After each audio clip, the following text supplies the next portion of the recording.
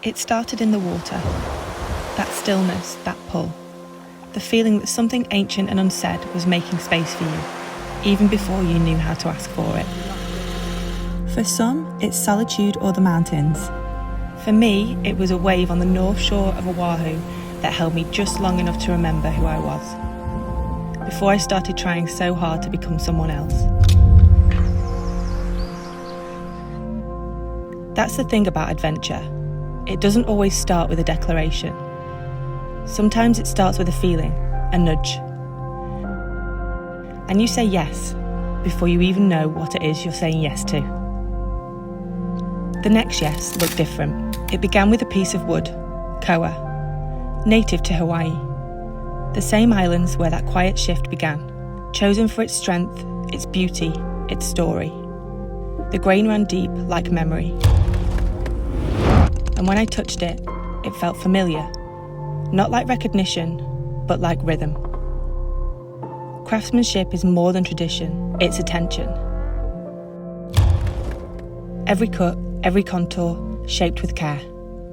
This wood, once destined to adorn the inside of something refined, was now becoming something meant to move through another medium. You listen to the wood, you let it tell you what it wants to become.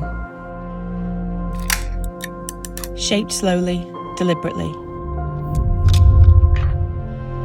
I joined in, unskilled but present. Not to control it, but to understand it, to earn it. This wasn't about the waves it would meet. It was about where it had already been. It wasn't shaped by one person, but by collaboration.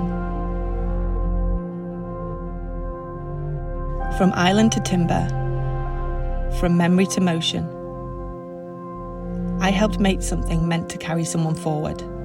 Driven towards the sea, it was made to move through the world with grace, and me still following that quiet yes. Adventure isn't always a leap. Sometimes it's a series of quiet decisions, to go, to listen, to shape something. A board, a coast, a life. All of it shaped, all of it shared. Because we don't go looking for adventure to prove anything. We go because something in us wants to feel again. And if we're lucky, we build something that brings others on the journey with us.